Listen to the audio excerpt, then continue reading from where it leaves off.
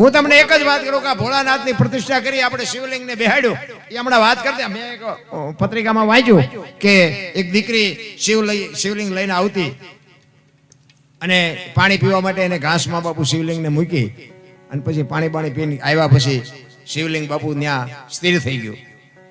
ઈ આ જળેશ્વર મહાદેવ. અને પછી ઘણો સમય કે અપૂજ રહ્યા પછી માલધારી ઢોર ચાલતો હોય છે અને એને આ દેખાણું ઘણી જગ્યાએ બાપુ, આ એક જગ્યાએ નહીં પણ મેં તો એવા ઘણા દાખલા જોયા છે કે માલધારીએ બાપુ આ શિવને કેટલી જગ્યાએ, અમારા વાંકાનેરની બાજુમાં જડેશ્વર મહાદેવ છે, અહીંયા બાપુ એ ભોળાનાથ ને માલધારીએ જ બાપુ અહીંયા જાગૃત કર્યું હતું કે એક ગાય અહીંયા વરી જતી હતી અને ગાયના ઘરધણી એમ કહેતા હતા ગોવાળને તું અમારી ગાયને દોઈ જા. ઓલો ભોળિયો ભગવાનનો માણા ઈ કે પણ હું તમારી ગાયને હું કામ ને દોઉં, મારે ઘણી ગાયું છે, મારે ઘણું દૂધ છે, હું તમારી ઈ કે પણ તો અમારી ગાય દૂધણીની એક ટીપું દૂધ ન હોય. ગોવાળ વિચાર કરે કે આવું બને કેવી રીતે? અને ઈ ભોળિયાનાથના ઈ જયારે આમ ધણ વળ્યું ને ગામમાં એટલે ગાય આખી આમ જુદી પડી ગઈ. અને ઈ ભોળાનાથનું મંદિર હતું ને ઈ જે શિવલિંગ હતી આમ કચરાની માલિકો, અને અહીંયા જઈને ગા ઊભી રહી ગઈ અને આખી ગા ભરી જ અહીંયા. અને ગોવાળને નક્કી થયું કે આ કાંઈક છે. અને એ બાપુ અહીંયા જોયું ને એ શિવલિંગ નીકળ્યું ને એ જડેશ્વર મહાદેવ. અત્યારે તમે કોક દી અહીંયા જાઓ વાંકાનેરની બાજુમાં જડેશ્વર એવું જોરદાર બાપુ. એ તેથી બાપુ એક માલધારીના દીકરા એ જાગૃત કર્યું છે. એટલે એ માલધારી આ જોઈ અને પછી આ બાપુ આ ભોળાનાથનું બાપુ જાગૃત થયું અને પછી જ બાપુ આવા. જોકે મને ઘણી બધી વાતો કરી, હું તમને મોજ આવે એવો આનંદ કરાવીશ, પણ એકાદ બે ભજન લઈને પછી હું તમારી એ વાત કરીશ. કારણ કે ભજન છે ને, ભજનમાં તમને નહીં સમજાય બહુ. એટલે મને બધા બોલાવે છે ને એનું કારણ જ એ છે હું આ બોલું છું ને એ સીધે સીધું લાગે છે, આ ઓનલાઈન છે એટલે મને બધા બોલાવે છે. પણ સાચું ખોટું મારો રામ જાણે હો. આ હું જે બોલું છું ને એ હોય 100% સાચું છે, કઈ વ્યામમાં ન રહેતા. હા, રામ વનમાં ગયા હતા એ આખી દુનિયા કહે છે એટલે હું કહું છું બાકી રામ વનમાં ગયા ત્યારે હું અહીંયા નહોતો. હા, ફોન ન કરતા. હા, આ તો એના આધારે જીવવાની વાત છે ભાઈ. હા, રામ થઈ ગયા કે ન થયા હોય એ મારો રામ જાણે, કૃષ્ણ આવ્યો હોય કે ન આવ્યો હોય મારો રામ જાણે. બાકી આ બધા આનંદ કરે છે એટલે આપણે આનંદ કરવાનો. બાકી જય ભગવાન. બાકી મને એટલી ખબર પડે કે હું જ્યાં સુધી બોલું છું ને હું જ્યાં ત્યાં બેઠો છું ત્યાંથી તમે આમાંથી ન જઈ શકો એટલી બાપુ મારી વાણીમાં મારા ગુરુ મહારાજની બાપુ તાકાત છે. એ આપણી ગેરંટી છે. કહેવાનો મારો મિનિંગ વાણીની તાકાત. મારા ગુરુ મહારાજના કંઈક આશીર્વાદ, મારા મા બાપની કંઈક કૃપા, ને કે મારી કોઈ એવી હસ્તી નથી બાપુ. મેં તો નકરા ઝઘડા બાજવા સિવાય મેં ધંધો જ નથી કર્યો. ખટારાનો ડ્રાઈવર અને નકરું બાજવાનું જ કર્યું હતું. અમે 4 ભાઈ હતા, એમાં હું સૌથી નાનો હતો. મારા બાપાએ લાડ બહુ કરાવ્યા અને મને એમ હતું કે આપણા બળથી હાલે છે. એ તો અત્યારે ખબર પડી કે બાપાની આબરૂ લઈને હાલતું હતું. હા, આમાં પાછું બધું ઘણા ફળ ના બીજાના નામના વેચાતા હોય, પણ નકરા માર્યા છે એવું નથી હો. મેં મારે ધરીને ખાતો છે. હા, આપણે નકરા કે માર્યા છે એવું છે મારે ખાવો પડે તો જ ખબર પડે ને કે મારમાં જેવી ભી પડે. અનુભવ તો બધા હોવા જોઈએ. એટલે તમે કોઈ અનુભવ ન કરતા. અને કારણ કે હવે છે ને સમય ભણવાનો છે, બાજવાનો નથી. ભણી ગણીને બાપુ એજ્યુકેટર થાવ. તમારો દીકરો ડીએસપી હોય, તમારો દીકરો એએસઆઈ હોય, તમારો દીકરો બાપુ કલેક્ટર હોય ને તો દુનિયા તમારી પાસે આવીને તમારી વાંહે ફરશે. બાકી તમારો દીકરો કોઈનું મર્ડર કરીને જેલમાં જશે ને તો તમારી કોઈ ખબર લેવા નહીં આવે. હા, ઝઘડાનો સમય નથી, કારણ કે એ સમય વિયો ગયો. અત્યારે સમય એજ્યુકેટર બહુ. અને હું તો એમ કહું હાથ જેટલા બને ને એટલા હાથ જોડજો, એમાં આપણે કઈ નથી નાના બાપના થઈ જતા. બાકી ઝઘડાનું મૂળ તો બાપુ વાવતા જ નહીં. આ રામાયણ ને મહાભારત બે છે ને મહાપુરુષોએ બનાવ્યા. રામાયણ કે જેને જોતું હોય લઈ જાઓ, એમાં કઈ ઘટ્યું નહીં. મહાભારત કે કોઈને કઈ દેવું નથી, એમાં કઈ વધ્યું નહીં. આ નજરની સામે દાખલા. હા, મહાભારતના બાપુ કેવા પાત્રો તમે જો. મહાપુરુષો તો એમ કે છે કે એક હાથમાં 10 હાથીનું ભુજાબળ હતું, પણ ઉપયોગ શેમાં કર્યો? ભાઈઓને મારવામાં. અને છેલ્લે તમે વિચાર કરો, કૃષ્ણ પરમાત્મા જેના પક્ષમાં હતા, પાંડવના પક્ષમાં, એ પાંડવ જીત્યા, હસ્તિનાપુરની ગાદી મળી. પણ એ હવાજ કેવો લાગ્યો? એ કે હાલો હવે હેમાળે હાડ ગાળો. બાપુ હસ્તિનાપુરની ગાદી એમને નો હંગરાય. ધર્મરાજા જેવો ધર્મરાજા પોતાના હકને લડવા માટે પોતાનો પ્રાણ ખોયા પછી આ 5 ફૂટની જગ્યા ન મળી. બાપુ શું કર્મની ગતિ છે? હિમાલય હાડ ગાળવા જવું પડ્યું ધર્મરાજાને. તમારી મારી શું ઓકાત છે? ઝઘડામાં બાપુ મારો તોય ફાયદો નથી ને માર ખાવ તોય ફાયદો નથી. જેટલું થાય એટલું જાતું કરી દો, મારો નાથ તાણે ઘણું કરીને તમને આપશે. હું તો એ જ મતનો માણા, કારણ કે અમુક અત્યારે અમને જરાક મોઢામાં લાકડા ઘાલીને બોલાવે, પણ છતાંય અમારા આમ બાપુ વજન રાખવો પડે કે બેટા તમે થોડાક મોડા ભેગા થયા, નકર ચારનો હિસાબ કરી નાખ્યો હોય. આ સુધર્યા પછી દુનિયા લોહી પીવે છે. ઝઘડાનું બાપુ કોઈ મતલબ જ નથી. અને બે કોરથી ખંખેરે અત્યારે તમે ગમે આ ઝઘડો થાય ને, આ કોર્ટ કયો કે પોલીસ ખાતું કયો કે જે કયો એ બાપુ બે કોરથી ખંખેરે, કોઈ ક્યાંય ન્યાય મળે એવું છે જ નહીં. હું તો જાહેરમાં કહું છું, એના કરતા ઈ સાહેબ કરવા જાવું, પૈસા દઈને ઈ કરવું, એના કરતા આપણે અહીંયા હાથ જોડીને છૂટા થઈ જાય શું વાંધો? કઈ કરવા જેવું નથી. રામ મા બાપની સેવા કરો બાપુ, મા બાપના આશીર્વાદ તમને ટોચે પોગાડી દે. રામ અરે હું તો એમ કહું કે તમે આ દુનિયામાં બહાર જાઓ ને, તમારી માં ને તમારા બાપ ને પગે લાગીને જાઓ ને, આખી દુનિયામાં ક્યાંય પગે ન લાગવું પડે, આપણી ગેરંટી ભલામણા.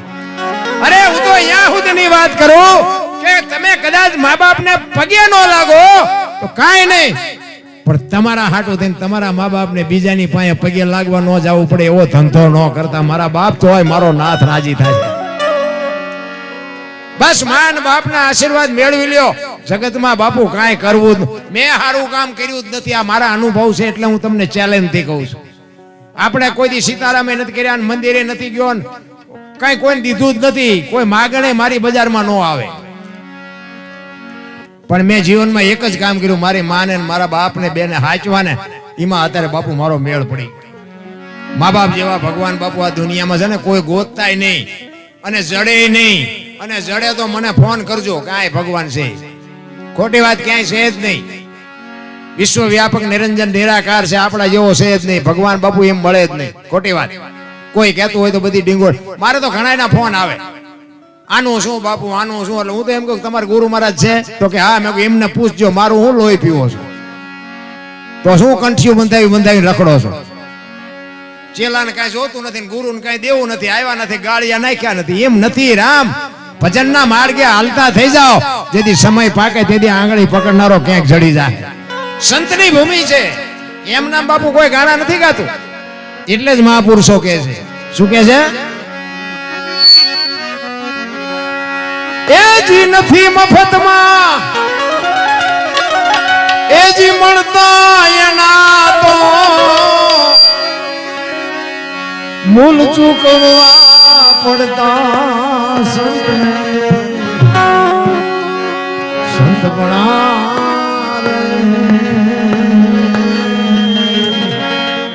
અહીં જો મોજ આવે ને તો ભરોજો, આમાંથી અમારે 1 રૂપિયો નથી લઈ જવાનો. આપણે કોઈ એમ બનો કે દરબાર ને પાસ પૈસા જાજા થઈ જાય નથી જવું. અહીંયા ગમે એટલા પડે ને, આમાંથી અમારે કઈ લેવો નથી. આ બધા અહીંયા જ રાખવાના છે. અને હું તો દરબારનો દીકરો છું, મારે મગાય નહીં, પણ પરમાર્થ માટે સતી તોરલ બોલ્યા હતા કે મરવું પણ માગવું નહીં, અપને તન કે કાજ, પરમાર્થના કારણે માગતા ના આવે લાજ. મોજ આવે તો અહીં વરજો, બાકી ફૂલ નહીં તો ફૂલની પાંખડી. ઈશ્વર તમને મને બાપુ એનો બદલો ચોક્કસ આપશે. એ નથી મફતમાં, એ જી મળતા એના તો મૂલ ચૂકવવા પડતા. સંત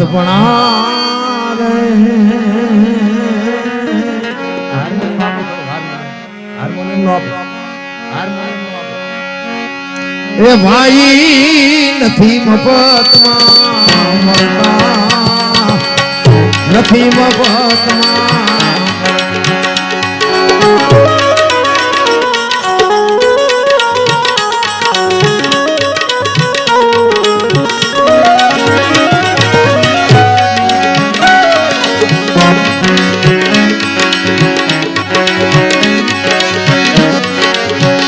ગરીબ જાણે ભાઈ કોઈ વેચાણ, તેલ કડામાં કરતા, તેલ કડામાં કરતા.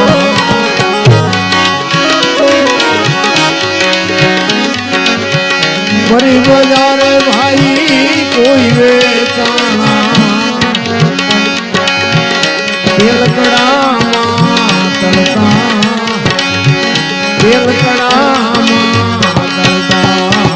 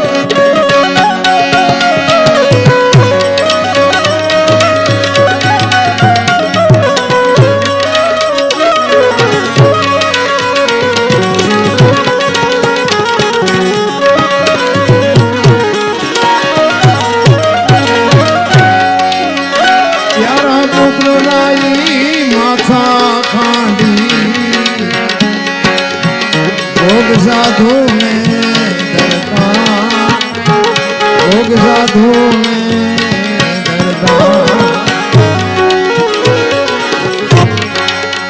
પ્યારા પુત્રના માથા ખાંડી ભોગ સાધુ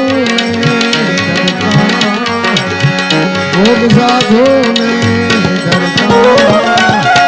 ભોગ સાધુ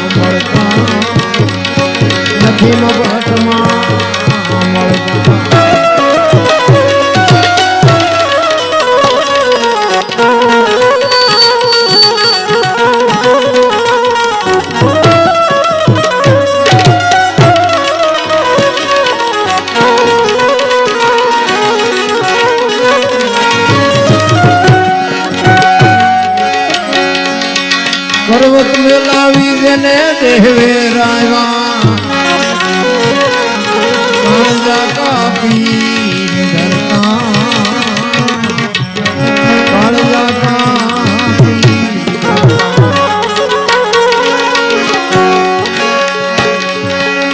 પર્વત મેલાવી જેને દેવે રાયવા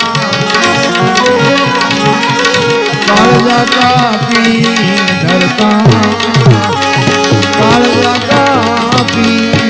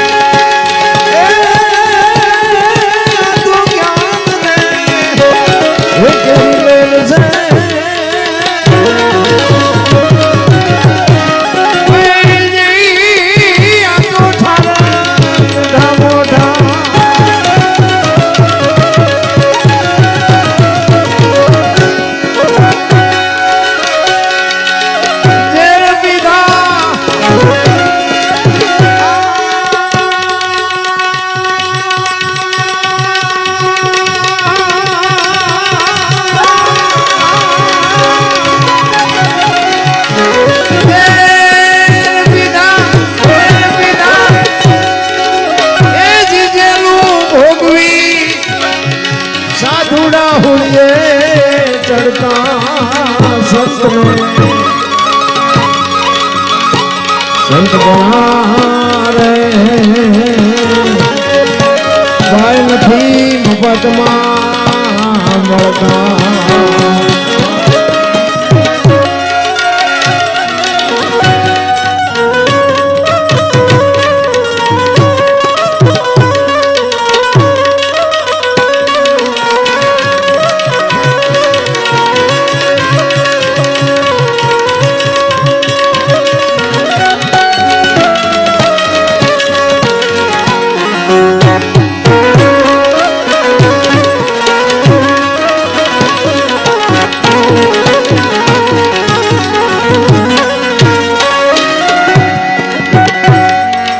પર દુખે જેનો આત્મો દુખી રુદિયા જેના રડતા એ રુદિયા જેના રડતા પર દુખે જેનો આત્મો દુખી એ રુદિયા જેના રડતા રુદિયા જેના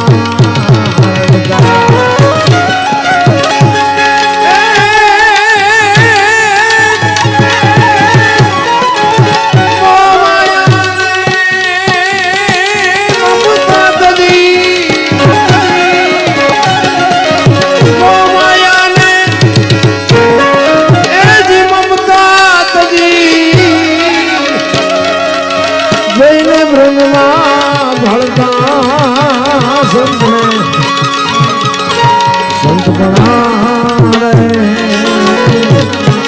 ભાઈ નથી મફતમાં, નથી મફતમાં, નથી મફતમાં.